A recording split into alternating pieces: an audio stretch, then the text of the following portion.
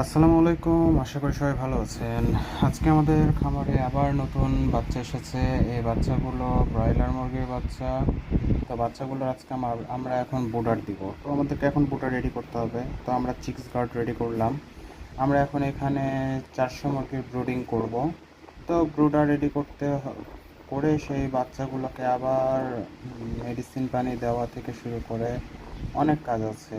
আর একটা খামারে ব্রুডার মানে খামারের মুরগির সবথেকে বড় আহ, মানে প্রয়োজনীয় এবং মানে অনেক গুরুত্বপূর্ণ জায়গা হচ্ছে ব্রুডিং।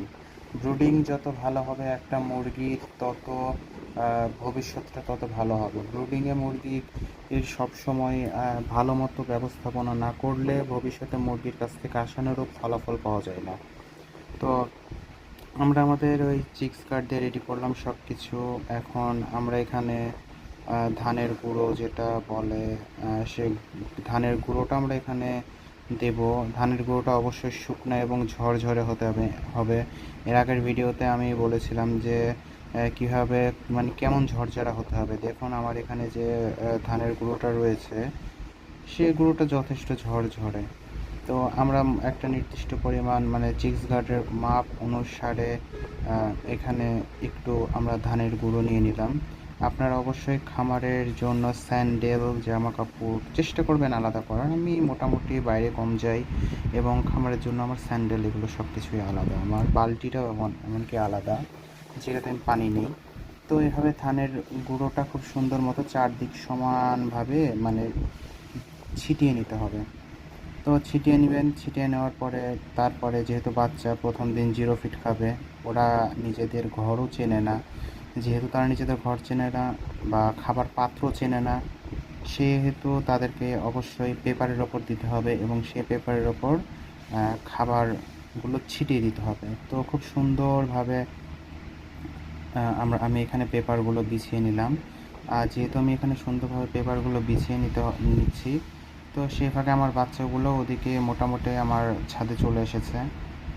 বাচ্চাগুলো এবার যে এনেছি এবার মনের মতো হয়েছে বলতে গেলে। বাচ্চাগুলো যথেষ্ট অ্যাক্টিভ এবং স্বাস্থ্যসম্মত বাচ্চা। আর বাচ্চাদের যথেষ্ট পরিমাণ মোরগ আছে। আর একটা মোরগ একটা মানে চালানে যত মোরগ হবে একজন খামারি ততই খুশি হবে। তো আমি এখানে খুব সুন্দর মতো করে আমার ব্রুডারে পেপারগুলো বিছিয়ে নিলাম।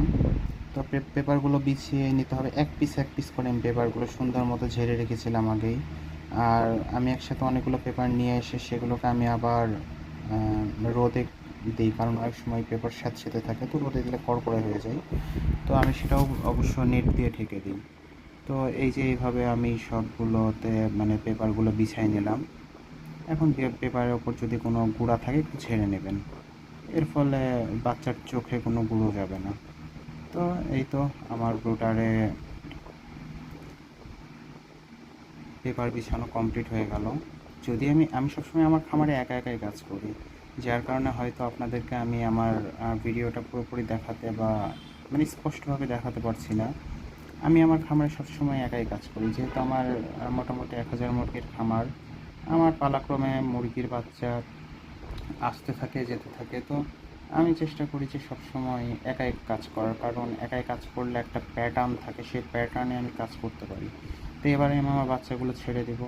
তো আলহামদুলিল্লাহ বাচ্চাগুলো সবগুলোই ভালো আছে। আমি একটা একটা করে সব প্যাকেট খুলে গুনে গুনে বাচ্চাগুলো রাখি, কারণ আম, আমার কাছে কথা হচ্ছে কোনো জায়গায় যদি বাচ্চা কম আসে বা প্যাকেটে বলা যায় না, মেশিন বা মানুষ মাত্র ভুল হতেই পারে। তো আমি তো আর সেটা নিয়ে ক্লেম করবো না। আমার কাছে যে যতটুকু বাচ্চা থাকবে থাকবে, আমি তো সেটা নিয়ে ক্লেম করবো না, কিন্তু আমার নলেজে থাকতে হবে যে হ্যাঁ আমার এতগুলো বাচ্চা, আমার সব কিছু কীরকম। তো আমার কাজে আমার বাবা আমাকে একটু হেল্প করলেন। আমার বাবা আমাকে বাচ্চাগুলো একটু আগিয়ে দিলেন। আমি আমার বাবাকে খুব একটা আহ, খাটাই না, বা আমি আমার কোনো কাজে হাত দিতে দিই না, যেহেতু বাবা অনেক পরিশ্রমী একজন মানুষ। আমার বাবা আমাকে অনেক হেল্প করেন আমার কাজে। আমার বাবা মা দুইজনই আমার কাজে খুব সুন্দর হেল্প করেন। আমি যখন বাড়িতে থাকি না বা কাজ করি না, খাবার পানি দেওয়া সব কিছু আমার মা একাই সামলান। তো আমি যতক্ষণ বাসায় থাকি মানে আমি 98% টাইমে আমার খামারে নিজেই পরিশ্রম দিই। আর যে 2% থাকে সেই 2% আমাকে হেল্প করে। তো আলহামদুলিল্লাহ আমার বাচ্চাগুলো আমি সবগুলো এভাবে ঢেলে নিলাম। আমার এখানে 400 বাচ্চা আছে। তো আমি সবগুলো প্যাকেটে যেহেতু 10টা করে থাকে, মানে টোটাল 40টা বাচ্চা থাকে একটা প্যাকেটে, প্রত্যেক খোপে 10 পিস করে। তো সেহেতু আমি এখানে 10 পিস করে বাচ্চাগুলো গনে গনে মোটামুটি এক প্যাকেটে 40টা আছে কিনা সব চেক করে আমি দিচ্ছি। তো এইভাবে আমার সব প্যাকেট থেকে আমি বাচ্চাগুলো সব বুডারে দিয়ে দিয়েছি, এবং আমার প্যাকেটে একটা বাচ্চা নষ্ট ছিল। আমার 400 বাচ্চার মধ্যে একটা বাচ্চা নষ্ট ছিল। টোটাল 399 পিস বাচ্চা আমার এখানে নেমেছে। তো আলহামদুলিল্লাহ আমার সব বাচ্চা আপাতত ভালো আছে। এভাবে আমি আমার সকল বাচ্চাগুলোকে গনে গনে প্রত্যেকবারে আমি বাচ্চা খামারে নেই। এখন এই খামারে আমি লাইটস দেব। লাইটসগুলো দিলে হিট পাবে, যেহেতু বাচ্চার 1 দিন বয়স, পেটে ডিম আছে, বা পেটে ডিম বলতে পেটে কুসুম আছে, মানে একটু কুসুমের কিছু অংশ আছে। তো যত হিট দিব এটা মুরগির বাচ্চার জন্য যথেষ্ট ভালো হবে। তো আপনারা সবাই দোয়া রাখবেন এই চালানের মুরগিতে যেন আমি প্রফিট করতে পারি ভালো, বা আমার বাচ্চাগুলো যেন ভালো থাকে। আমি এখন লাইটসের ব্যবস্থা করব।